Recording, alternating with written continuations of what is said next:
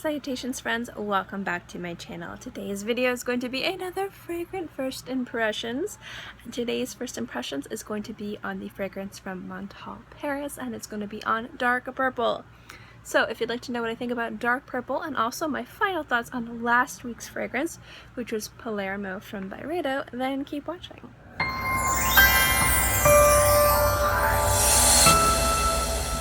I always like to give you guys the rundown on how these videos work, so here it is. The first part of this video will be the first impressions of a fragrance that I have never put on my skin, and in most cases have never sampled before. Sometimes I've sampled it on strips or on other people, but it is virgin skin to me, and I let you guys know my thoughts on the opening and also the dry down. Then next week's first impression, at the end of the video, I will give you my kind of like a mini review based on wearing it several times throughout the week, which means today at the end of this video I'm going to give you the mini review of Palermo after wearing it about 3 to 4 times this week. So let's talk about Dark Purple. Dark Purple is a unisex fragrance released in 2011 from Montale Paris. It is their take on kind of like a fruity incense rose. The top notes of this are plum and orange. The heart notes are rose, geranium, patchouli, and red fruits. And the base notes are ambergris, teakwood, and white musk. The things that made me think that this could be a little bit fresher and more feminine and a little bit different than your normal patchouli rose incense-esque fragrance is the fact of the plum, the orange, and the white musk. So I'm really excited to see how this will play and wear on my skin. So as you guys know, I will give 2 lovely spritz on each wrists, give it about 10 to 15 seconds to kind of like just settle on my skin and let you guys know what I think of the opening. So yeah. A lot comes out. Alright, I'm just gonna kind of let these settle on my skin. I'm already getting an aroma. And I'll let you guys know what I think of the opening. Okay, this is opening pretty much how I wanted it to open, specifically when I read the notes. I love plum in fragrances. I think it adds a beautiful sweetness, depth, and tartness to fragrances that can actually add as a really nice element to fragrances, especially ones that tend to be very heavy. If you want to keep the heaviness of a fragrance and the richness and syrupiness of a fragrance, but you want to lighten it up a little bit, adding plum is fantastic because of the little bit of tartness that it has. So the fact that this is plum and orange in the opening notes, I definitely get that right away, but you definitely feel the rose and patchouli in this, which is really, really nice. It's a very sweet opening, very syrupy opening, but there is a bit of zest and brightness to it, which is really nice. So I'm gonna let this kind of dry down on my skin. Fragrances like usually heavier roses or heavier fragrances like this, I like to let them dry down for about 20 minutes. It gives everything time, all the notes to marry together, settle on my skin, work really well with my body chemistry.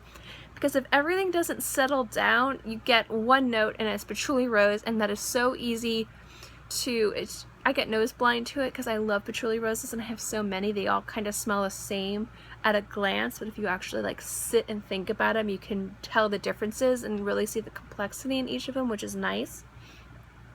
So I do need to give this time to dry down on my skin a little bit and really settle in with my skin and the other notes to see the subtle differences and nuances between this and other patchouli roses. So I'm back. It's been about 25 minutes.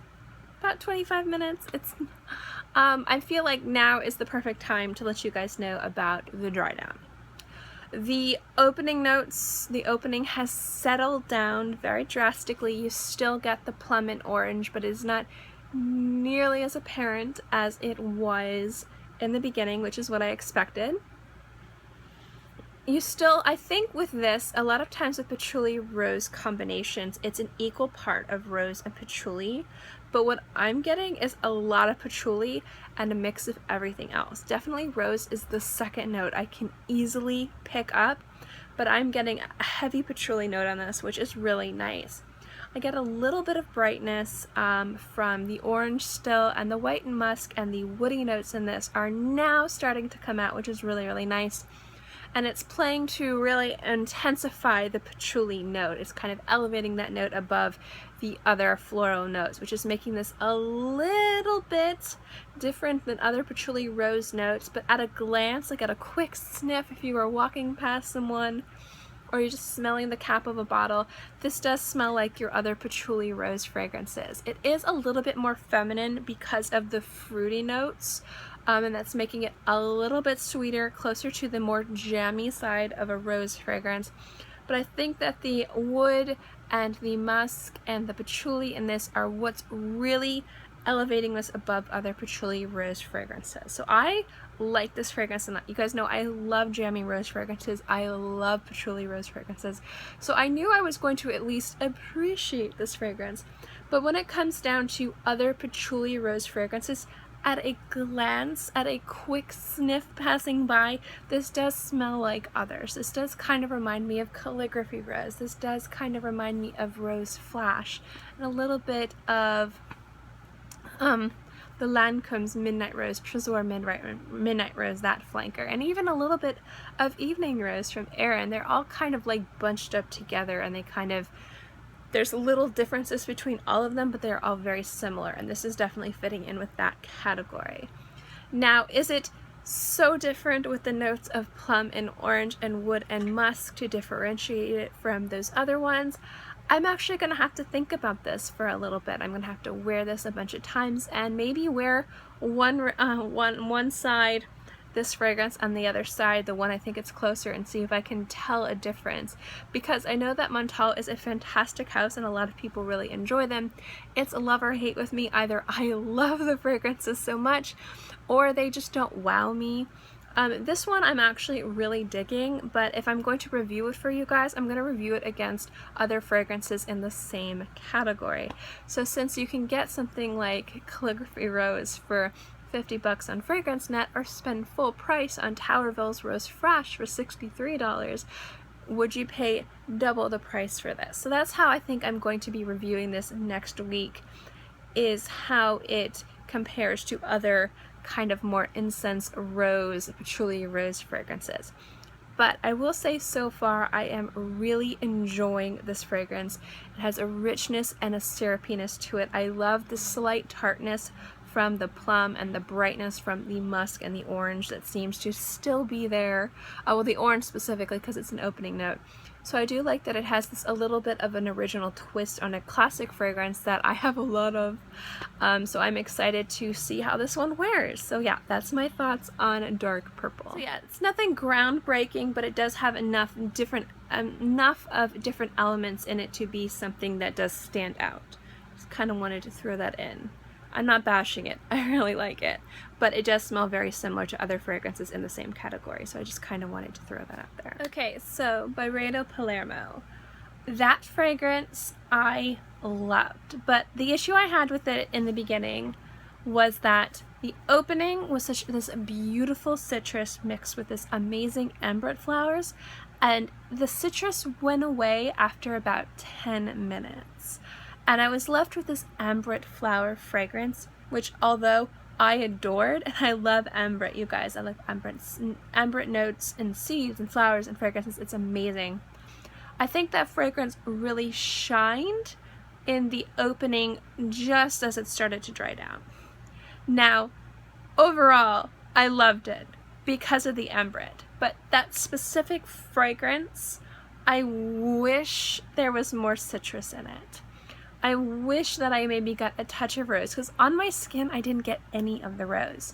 After it was on my skin for about an hour or two is when the musk note kind of came out, and I think that made up for the loss of the citrus, and it kind of added another brightness to the fragrance, which I really, really enjoyed. So overall, this was kind of like a confounding fragrance, because generally from start to finish I genuinely enjoyed the entire fragrance. It was really, really nice. It just wore really beautifully. It's a beautiful fragrance to wear for summer, especially if you're looking for a signature scent.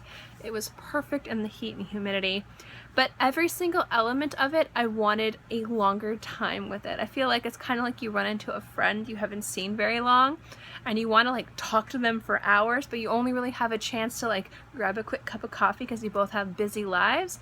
And that's kind of like what it felt like. It was a joy and a pleasure to wear it all day, and I really, really liked it. I just wish that it lasted longer in each of the stages. But definitely beautiful, and I think, again, a lot of that has to do with my skin, my body chemistry, and my environment. Will I pick up a bottle of this? That's usually the ending question of these videos. I am 50-50.